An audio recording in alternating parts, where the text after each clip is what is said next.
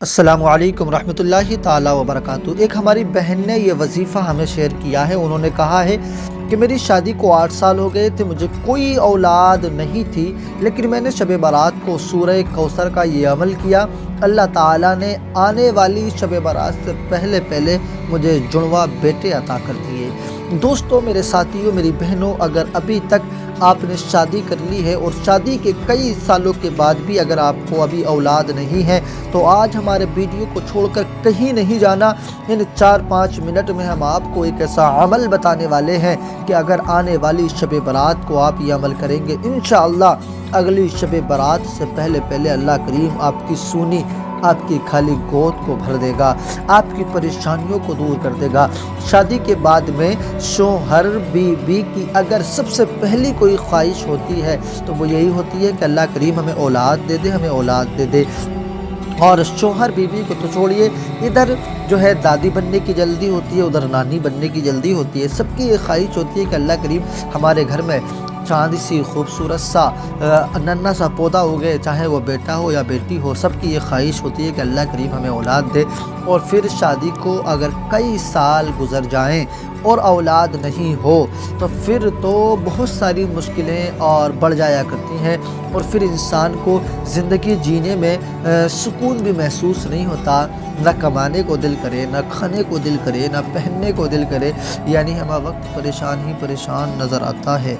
ऐसी परेशानी के आलम में मैं आपको एक ऐसा अमल बताने के लिए जा रहा हूँ कि अगर अभी तक अल्लाह करीम ने औलाद नहीं दी है तो आप शब बारात की रात में ये अमल कर लें। सिर्फ़ एक दिन का अमल है, आपने बस एक दिन इसको करना होगा। इंशाअल्लाह ताला एक दिन के अमल की बरकत से अल्लाह करीम आपको नेक और स्वाले औलाद अता फरमाएगा।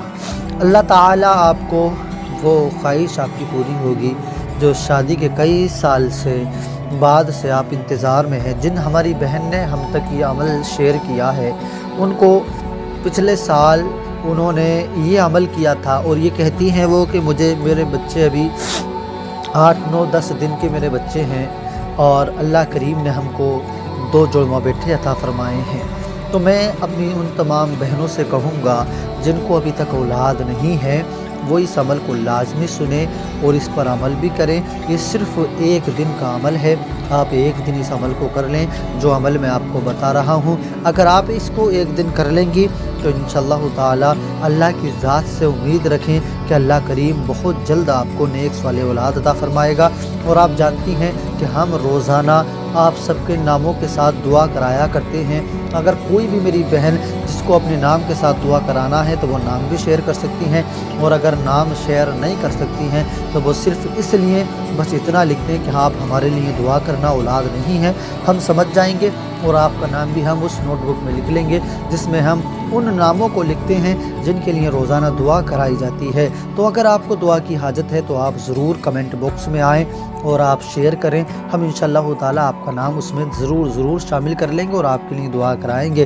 क्योंकि बच्चों के दरमियान में बैठकर, तालिब इल्मों के दरमियान में बैठकर जब दुआ होती है तो इंशाअल्लाह ताला वो दुआ अल्लाह करीम बहुत जल्द कबूल कर लिया करता है। नमाज़ों के बाद जो दुआ की जाती है अल्लाह ताला उस दुआओं को कबूल कर लिया करता है। तो इसीलिए दुआओं का सहारा लेना बिल्कुल नहीं छोड़ना, दुआएं हमें करते रहना है। मैं आपको अमल की तरफ लेके चलता हूं। उससे पहले नूरानी वज़ाइफ 1M पर अगर आप पहली मरतबा तशरीफ़ लाए हैं तो आप इसको ज़रूर सब्सक्राइब कर लें। वीडियो पसंद आए तो दोस्तों में शेयर करें और एक प्यारा सा कमेंट भी कर दें ताकि हमारी हौसला अफजाई हो सके। आइए चलिए मैं आपको अमल बताता हूँ। आपने करना क्या है, सबसे पहले आपको शर्त है कि आप पाक होने चाहिए। दूसरी शर्त यह है कि आपका वज़ू भी होना चाहिए। लेकिन जिस रात का मैं अमल बता रहा हूँ मुझे उम्मीद है कि आप उसमें पाक भी होंगे, आपका वज़ू भी होगा, क्योंकि उस रात में हमारे घरों में इबादत का बड़ा शौक़ और ज़ौक़ होता है। नमाज इशा के बाद हमारे घरों में जो है पूरी रात इबादत की जाती है, सुबह में सहरी की जाती है और रोज़ा रखा जाता है। तो यानी ये बड़ी बाबरकत घड़ी होती है हमारे लिए। हमें जब इस रात में इबादत करना ही है तो फिर क्यों ना हम इस अमल को भी कर लें। आपने करना क्या है, एक पानी लेना है थोड़ा सा, एक बोतल में ले लें या किसी चीज़ में ले लें। आपने उस पानी को अपने सामने रखना है। आपका बावज़ू होने चाहिए। आप शोहर चाहें अमल कर ले, चाहे बीवी कर ले, या फिर दोनों में से अलावा किसी और तीसरे से करा लें। आपने करना क्या है, अव्वल में आपने 3 मरतबा दुरूद पाक पढ़ना है। कितनी मरतबा? 3 मरतबा आप दुरूद पाक पढ़ेंगे اور اس کے بعد میں 11 مرتبہ یا مصورو یا مصورو یا مصورو یا مصورو یا مصورو، میں نے یہ 5 مرتبہ پڑھا، آپ نے 11 مرتبہ پڑھنا ہوگا۔